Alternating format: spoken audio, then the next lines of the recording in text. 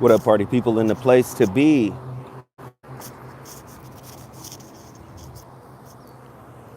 Can I get everybody coming in to just hit the like button? Please hit the like button.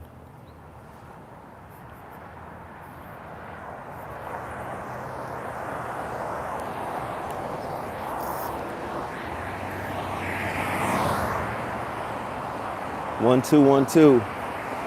What you gonna do?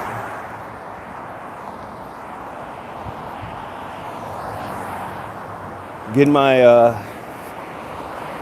morning walk in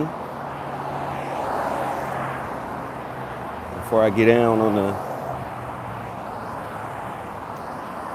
Monday workout. I hope everybody is good.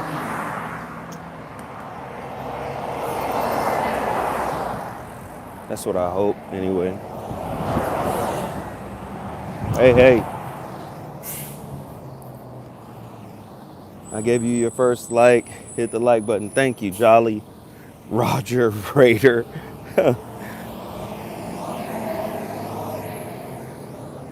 Man, I got to get after it. Ridiculous. I have an important message for today's So What Morning Show. I'm encouraging everybody to tap in.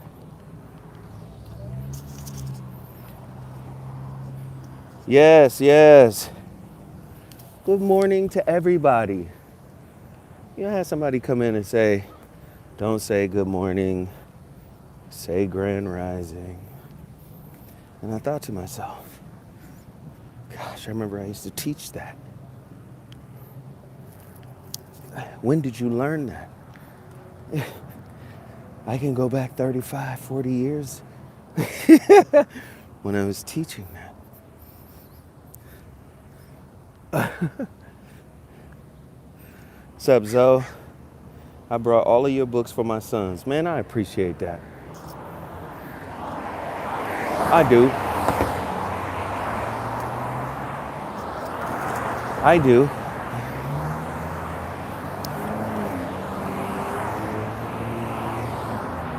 So, everybody hit that like button. I'll get into this morning.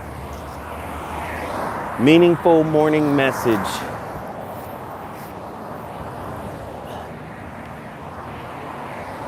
I'll get into it.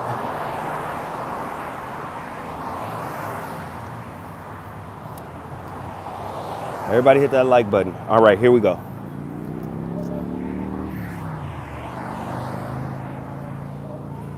Life is going to keep attacking you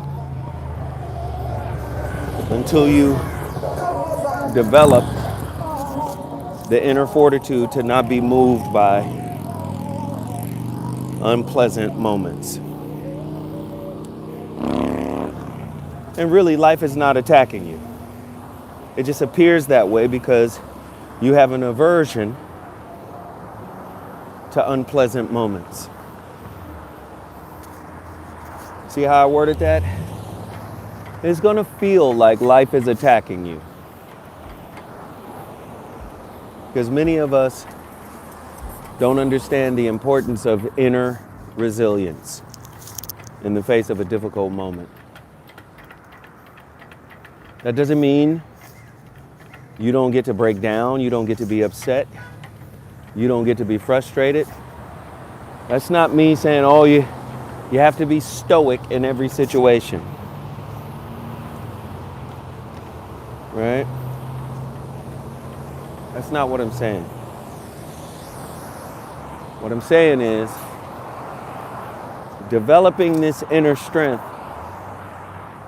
allows you to be at peace. Listen, peace is strength. Many folk confuse peace to be a type of weakness or softness. But in actuality, inner peace is strength. Inner peace is synonymous with resilience. Inner resilience, inner strength, inner fortitude. The ability to accept things as they are without resistance. Say, Zoe, these are conflicting ideas and concepts. No. If you read the Tao Te Ching, right? Taoism, it tells you that softness is strength. It tells you that the flow is strength. That is the name of God for a Taoist, is the way. Tao, D-A-O. Sometimes they spell it T-A-O, Tao. But Tao means the way. Flow. Acceptance. That is a type of strength. That is resilience. Many of us think resilience is fighting back, or resilience is tantamount to resistance, and it's not. You've heard different versions of this when you hear people say, look to or seek to control only that which is yours to control. Anything outside of your purview of control, you have to go with the flow on. Does that make sense? Resilience is not resistance. Resilience is acceptance.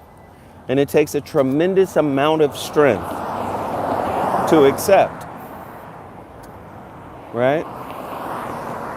But once you learn how to accept, acceptance becomes effortless.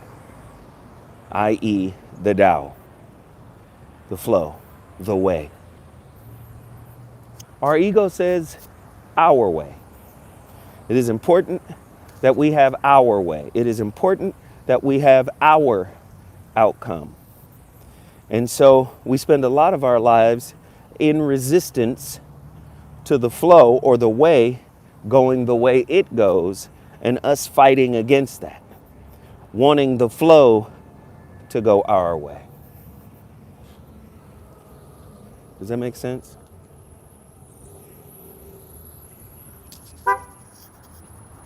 Does that make sense? Are you guys tapped in?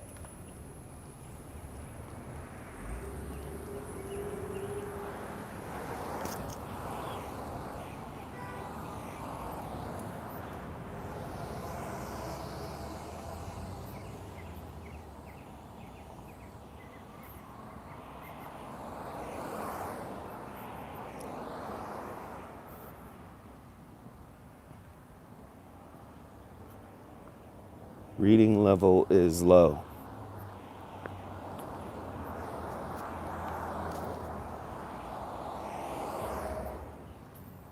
I hear you.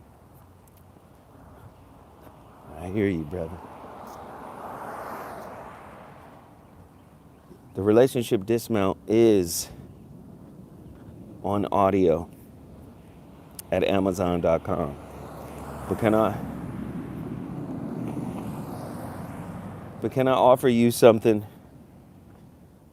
Jolly Roger Raider, in light of the message about resilience? And let me just first say this. Thank you for sharing that the reading level is low. And maybe the reading level isn't low. Maybe the interest in reading is low. Got it. Right? Understand. But you said the reading level is low.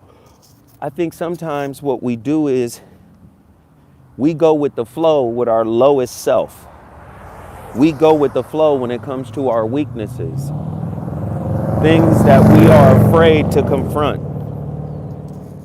Let me tell you something, brother.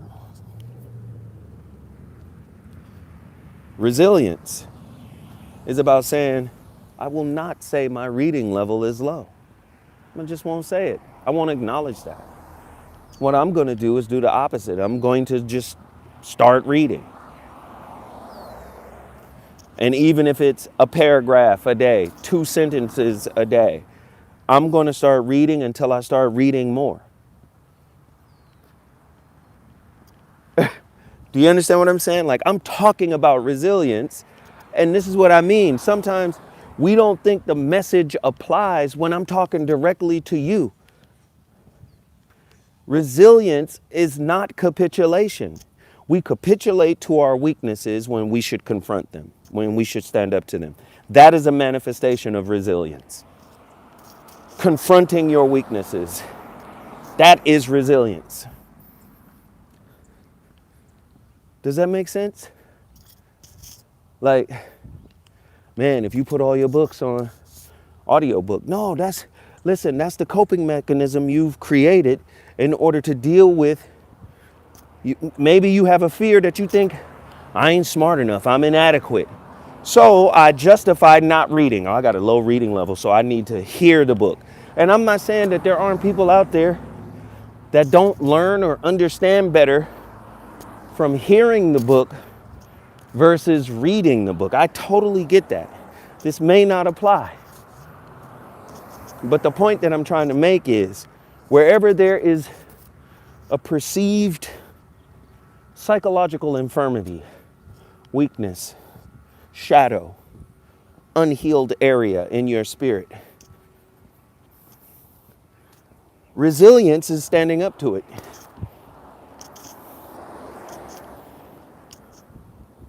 Does that make sense?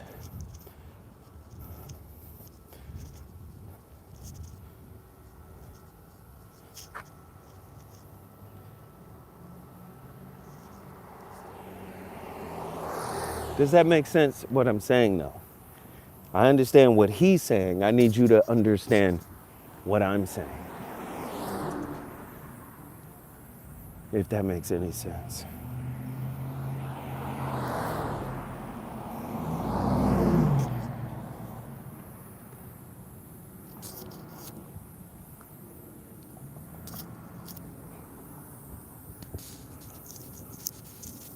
How's everybody doing?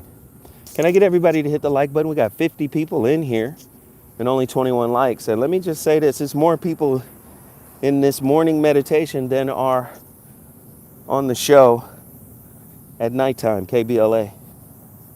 YouTube just said, damn, Zoe, we not rolling with Zoe no more.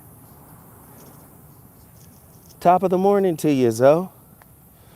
YouTube said, we not rocking with Zoe. It's okay. The podcast is still in the top 2% of all podcasts in the world. And that's out of nearly 3.5 million podcasts. We're in the top 2%. So I'm pleased for the podcast success. YouTube could push us over the top though. Everybody hit that like button. But do you guys understand my message today on resilience? Do you understand why it's important?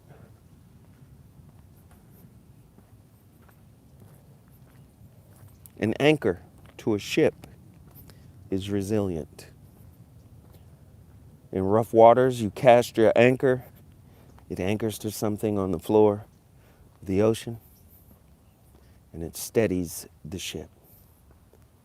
That's a type of resilience. There's tension in the anchoring, right?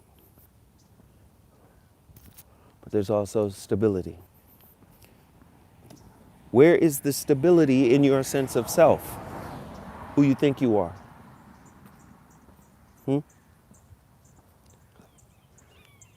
Is that stability fragile?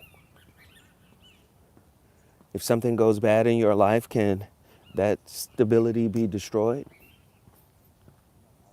For many people, including myself, there have been moments where your sense of self is questioned because things went bad. Things went left, right? Got to learn how to develop this inner anchor. So when things go left, right, this inner resolve can maintain stability of self or stability of one's sense of self.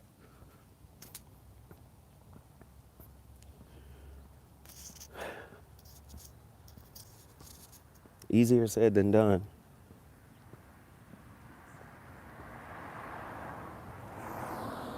Absolutely.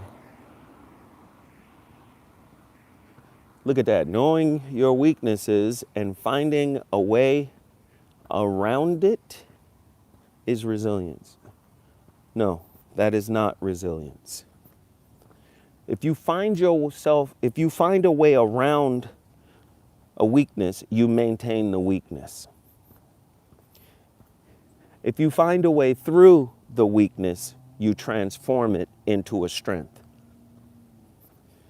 See, part of the problem is all of us are adept at finding our way around weaknesses. This is what is known as coping mechanisms. Learning how to deal with what is already here. No. You don't want to, that's not resilience, sir. No disrespect. And it could be resilient. That could be your definition of resilience. And I respect, what you say is true for you. But listen to the words that you used. I keep telling people you're casting spells and you don't even know it. You're casting spells and you're not a spell caster. So you have to be mindful of the words that you use. And I say this a lot. Krishnamurti said, people think they're using language, but language is actually using you. So listen to what you wrote. You know what I mean? Finding a way around a weakness is resilience. No, that's a coping mechanism. Right?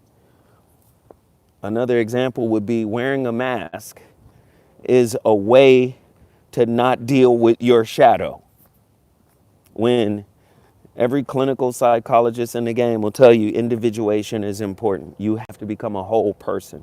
Or you'll become a dependent person in relationships, hoping somebody could fill the void and gaps that you refuse to embrace. See, if individuation is teaching you to face your shadow, how does it make sense to say a workaround a weakness is resilience? That would be maintenance, not resilience. Does that make sense? Is anybody in here understanding what I'm saying? Because I'm not trying to attack the brother. I'm just trying to give him a different perspective to look at how I'm breaking this down.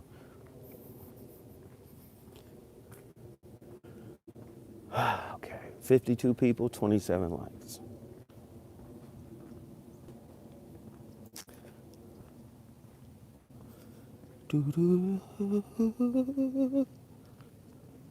Maintenance. Okay, just want to make sure y'all understand what I'm saying, because I appreciate the brother for offering that, because that opens up, in a lot of ways, it opens up like a teachable moment to where you could show, like you could demonstrate, like, no, it's individuation teaches you to confront your shadow, not work around it. The mask is a workaround. The mask, in Jungian psychology, the mask, I think it's a Greek term. It just means persona, right? Just means persona, how you want the world to perceive you. This is Halloween. It's Halloween all year round. You're wearing a mask. The shadow needs to be confronted, but not confronted in a violent or in an adversarial way. It has to be confronted in an empathetic, sympathetic, loving, compassionate, caring way. Because within that shadow is the inner child, right? Unhealed wounds, unprocessed wounds, unrequited wounds within that shadow. So you don't attack the shadow, right? You embrace the shadow. If that makes sense. That's why Carl Jung called his process individuation, which means you're indivisible. You don't have two halves. You're integrated. Your shadow is integrated with your mask. It's one being now. Do you understand?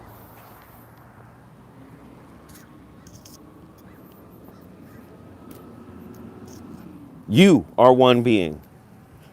Not I found my better half in someone else. You can't find your better half in someone else. You can only find your better half within yourself. Does that make sense?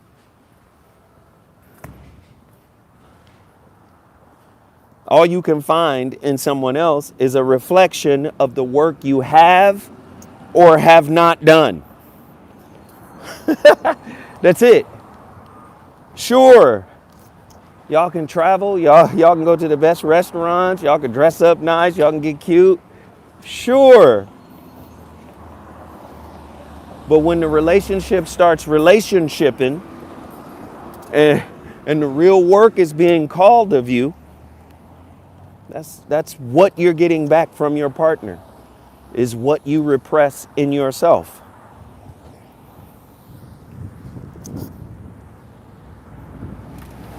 Self-repression will always manifest as an intimate expression. You'll see. Oh, I like this new person or this new guy or this new girl. Oh, yeah. Did you hear what I said? Self-repression will always manifest itself as an intimate expression, through an intimate expression. I don't know what happened. It started off so cool. Like for the first couple of years, everything was straight, man. Then all of a sudden, yeah.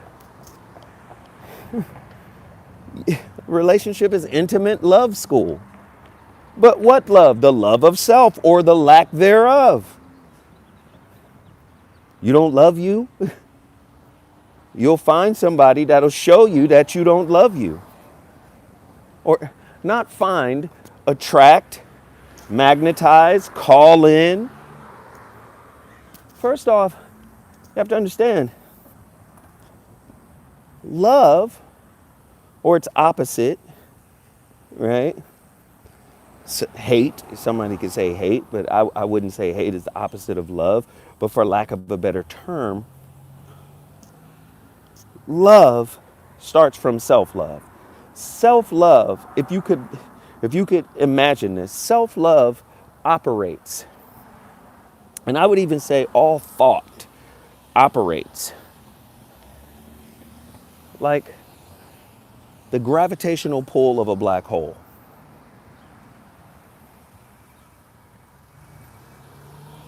Right?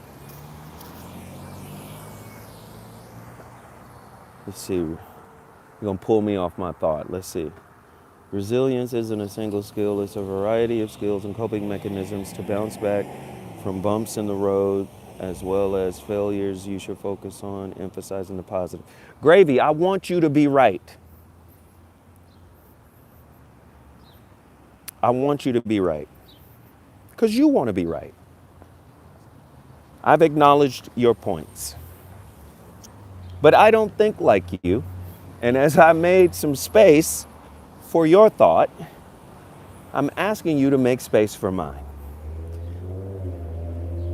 Right? I hear what you're saying. Right? I never said resilience was a single skill. I agree. It is a variety of skills. Where we differ, they are not resilience is not coping mechanisms. Somebody may have labeled it as such, but it's not. It's a maintenance system. I'm maintaining. Oh, motherfucker's still here. This is what I'm saying. It's a maintenance system.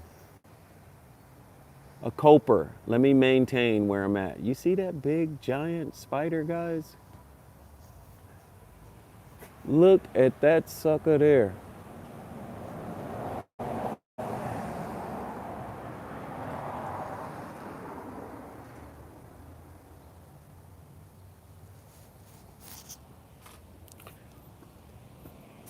Again, yeah, I agree with you, bro. I agree with you.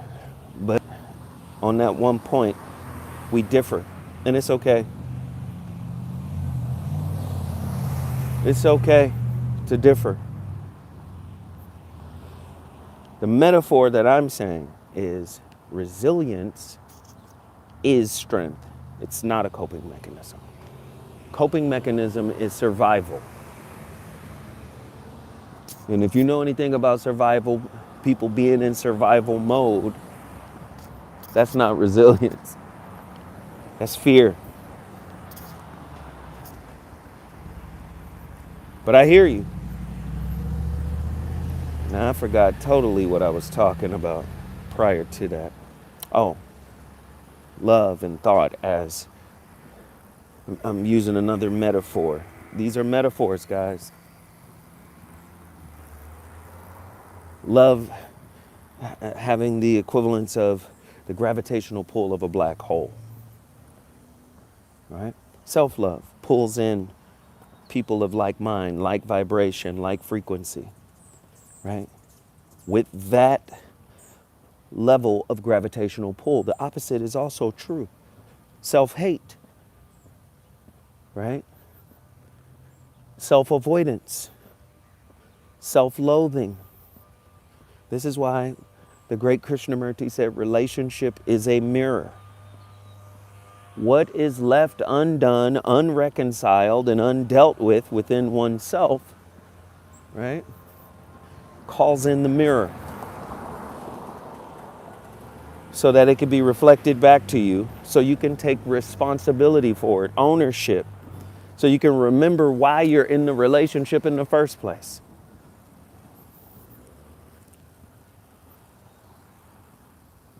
Murfreesboro, Tennessee. No, I love it when people have perspectives and points. I love it. Gravy, I appreciate you too, fam. Fear can be a motivator to be resilient. Yes, fear can get behind you and push you 100%. But there's something called real fear and something called false fear. Well, all anxiety is false fear, right? Real fear, clear and present danger. I'm in the bank and somebody puts a gun to the back of my head and says, break yourself, fool. That's real fear. Or I'm at the zoo and the lion cage or the tiger cage just swings open and they run out. That's true fear. But anxiety is an issue, right? That is a perceived fear. And the perception of fear can be good in microdoses. But what is a microdose to a brain that creates patterns out of everything? Think about it. Our brain is a pattern recognition machine. You don't want to get hooked on a microdose of anxiety, now do you? Yeah, the brain can't tell the difference. It just knows patterns and assigns dopamine or whatever cocktail of, hormones needed at the time.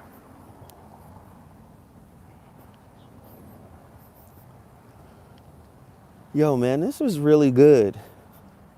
Hey, Gravy, I love it, man. I love the contribution, bro.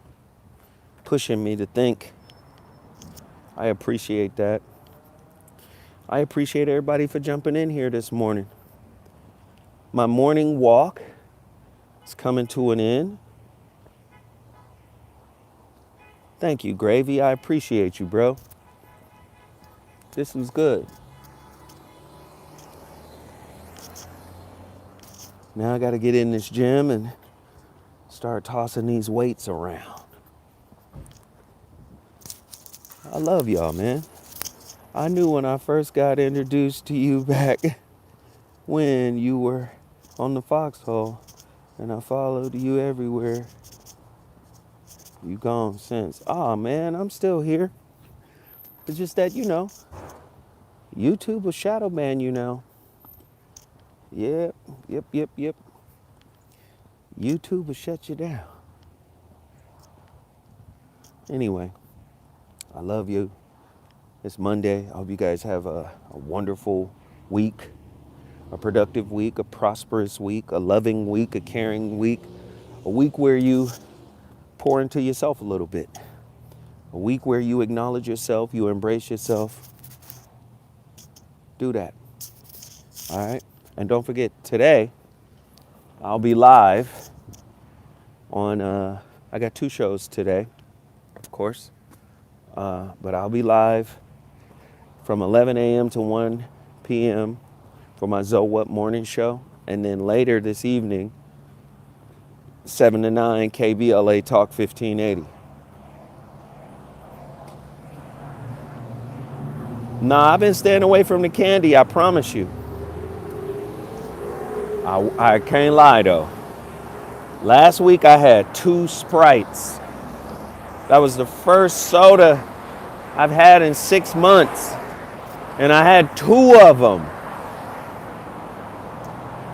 That first one was the dopamine hit, like, oh, damn, Sprite. And messed around and had another one. Yeah. My bad. I love y'all, though. I'm going to stay on my grind.